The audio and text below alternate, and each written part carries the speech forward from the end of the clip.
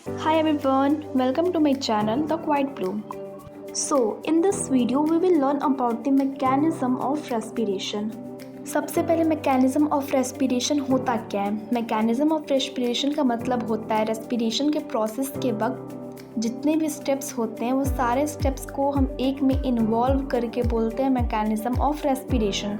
तो सबसे पहला स्टेप है air is drawn into the body through the nostrils, यानी कि जो एयर है वो हमारे बॉडी में आता है नोस्ट्रिल्स के थ्रू। नोस्ट्रिल्स सब क्या होता है ये आप इस फिगर में देख सकते हैं। ठीक, यहाँ पे ये जो नोस्ट्रिल्स होते हैं उसी के थ्रू एयर हमारे बॉडी में आता है। तो अब हमारा पहला स्टेप के बाद आता है दूसरा स्टेप। अब दूसरा स्टेप में है क्या? So the air from the nasal passes to the pharynx which leads to the trachea, यानी कि एयर हमारे बॉडी में आई किसके थ्रू? नोस्ट्रिल्स के थ्रू एयर हमारे बॉडी में आई। बॉडी की किस पार्ट में आई? तो नेजल पैसेज में आई। ठीक, तो अब जो एयर है वो नेजल पैसेज से ट्रैवल करके जाएगी फेरिंग्स में। ठीक, फिर फेरिंग्स के बाद जाएगी ट्रैकिया में। अब फेरिंग्स क्या होता है तो आप इस फिगर में देख सकते हैं फेरिंग्स क्या होता है। फेरिंग्स के यहाँ पे 3 पार्ट्स लेबल होंगे, तो ये तीनों पार्ट्स मिला के हमारा फेरिंग्स होता है। ठीक, अब राइट साइड में आपको एक ट्यूब की तरह स्ट्रक्चर दिख रहा होगा, पाइप की तरह स्ट्रक्चर। ये जो पाइप की तरह आपको स्ट्रक्चर दिख रहा है यही स्ट्रक्चर है आपका ट्रैकिया। ठीक है, so now our very third step is the trachea runs down the neck and divide into 2 bronchi which lead into the lungs and further divide into smaller bronchioles, then the smallest bronchioles terminate into alveoli। तो हुआ क्या, जो air है वो हमारे body में inter की किसके थ्रू? नोस्ट्रिल्स के थ्रू, और कहाँ गई? नेजल पैसेज से, फेरिंग्स से ट्रैकिया। अब जो ये ट्रैकिया है वो नीचे की तरफ जाके डिवाइड कर जाएगी 2 ब्रोंकाई में, और ये जो ब्रोंकाई है वो ओपन कहाँ होगी? लंग्स में। अब ये जो ब्रोंकाई है ये भी डिवाइड कर जाएगी ब्रोंक्यूल्स, छोटे छोटे ब्रोंक्यूल्स में। अब जो ये ब्रोंक्यूल्स है वो टर्मिनेट कर जाएंगी एल्वियोलाई में। ठीक, हुआ क्या कि सबसे पहले जो ये ट्रैकिया है ये नीचे जाके 2 पार्ट्स में डिवाइड हो गया। ब्रोंकाई जिसका नाम है, ये ब्रोंकाई ओपन होगी लंग्स में।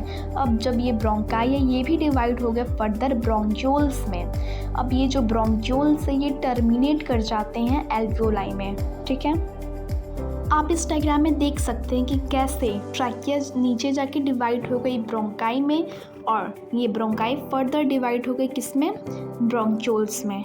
ठीक है, अब आप इस फिगर में देख सकते हैं कि कैसे ब्रोंक्यूल जो होता है वो टर्मिनेट हो जाता है किसमें? एल्वियोलाई में। ठीक है, तो इसी के साथ हमारा स्टार्ट होता है चौथा स्टेप, जो कि the wall of the alveoli are thin and covered by blood capillaries to facilitate the exchange of gases in the lungs.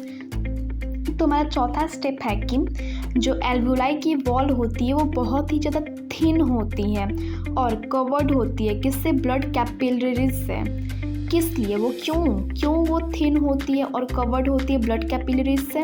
जिससे वो गैसेस का एक्सचेंज कर सके ईजिली।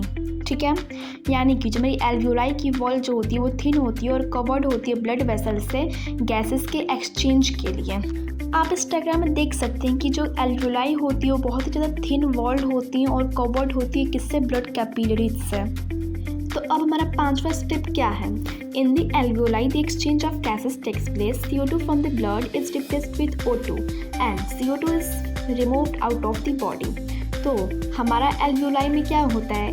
एक्सचेंज ऑफ गैसेस होता है। क्योंकि वो थिन वॉल्ड होती हैं और कवर्ड होती है किससे? ब्लड कैपिलरीज से। ठीक है, तो हमारे ब्लड में जो CO2 होता है वो रिप्लेस्ड हो जाता है किससे? ऑक्सीजन से। हमारे ब्लड का जो कार्बन डाइऑक्साइड है वो रिप्लेस्ड हो जाता है ऑक्सीजन से, और जो वो कार्बन डाइऑक्साइड है वो दोबारा एल्वियोलाई में चला जाता है और एल्वियोलाई से दोबारा वही अपना ट्रैक फॉलो करता है। एल्वियोलाई से किससे? ब्रोंकाई में, ब्रोंकाई से ब्रोंक्यूल्स, ब्रोंक्यूल से ट्रैकिया, ट्रैकिया से फेरिंग्स, फेरिंग्स से नेजल पैसेज, नेजल पैसेज से बाहर किसके थ्रू? नोस्ट्रिल्स के थ्रू। आप इस डायग्राम में भी देख सकते हैं कि कैसे एल्वियोलाई से ऑक्सीजन चला गया ब्लड में और ब्लड से जो कार्बन डाइऑक्साइड है वो चला गया एल्वियोलाई में। Now this is the 6th step and our last part. तो है क्या इसमें? Then our blood reach to our cell and in the presence of oxygen glucose is break down in order to produce energy and hence the process of respiration is complete. तो अब हमारे alveoli में हुआ क्या था, gases का exchange हुआ था। हमारे एल्वुलाई से ऑक्सीजन जो है वो चला गया ब्लड में, और ब्लड से जो कार्बन डाइऑक्साइड है वो एल्वुलाई से बाहर चला गया, बॉडी के बाहर चला गया। ठीक है। तो अब जब हमारे ब्लड में ऑक्सीजन आ गया तो ये ब्लड उस ऑक्सीजन को कैरी करके हर एक सेल के पास लेके जाएगा। अब जब हमारे सेल के पास ऑक्सीजन पहुंच गया ब्लड के थ्रू, तो हमारे सेल में पहले से ग्लूकोज भी तो प्रेजेंट था न्यूट्रिशन के प्रोसेस के बाद। तो अब जो ग्लूकोज है, अब हमारे सेल में ग्लूकोज भी प्रेजेंट है और ऑक्सीजन भी प्रेजेंट है। तो अब ग्लूकोज ऑक्सीजन के प्रेजेंस में ब्रेक डाउन हो जाएगा। अब जब ग्लूकोज ब्रेक डाउन होगा तो क्या प्रोड्यूस होगा, एनर्जी प्रोड्यूस होगा।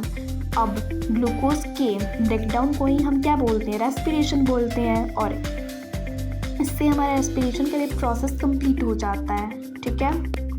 तो आज का हमारा टॉपिक ख़त्म होता है। Thank you and subscribe for more such videos.